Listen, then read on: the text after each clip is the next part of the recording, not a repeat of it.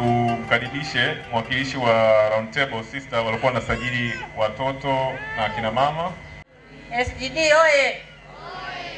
Nashukuru sana kwa kutuletea mradi wa SGD.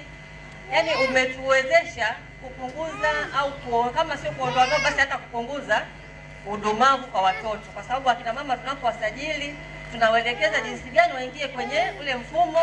Wakishaingia kule nyumbani, wanaona ukuaji na maendeleo ya mtoto wao kupitia urefu na uzito, wanaangalia kadi yake, mtoto yuko katika rangi gani yule mtoto wake.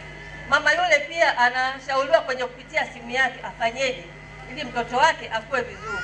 Na mama yule anaporudi kliniki pia anauliza, mimi sipime leo urefu?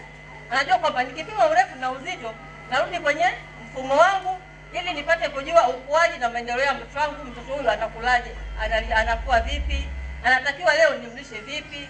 Kwa hiyo tunawashukuru sana SGD kwa kutuletea mradi huu, na tunaomba huu mradi uwe endelevu, sio uwe tu leo umeletwa kesho haupo, kwa sababu leo wamejifungua hawa, kesho wanajifungua wengine, na vituo vingine pia tunaomba tufanye kazi kwa ushirikiano.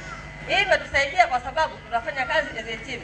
Huyu anafanya mradi kwenye mfumo SGD, mwingine anaendelea kupima uzito, mwingine urefu, mwingine anaendelea kufanya huduma nyingine. Kwa hiyo tukifanya kazi kwa ushirikiano, nafikiri tutafika pale ambapo tunapataka. Wakina mama wetu pia wamefurahia hii huduma na wakina baba pia. Tunashukuru sana. SGD idumu. Asante.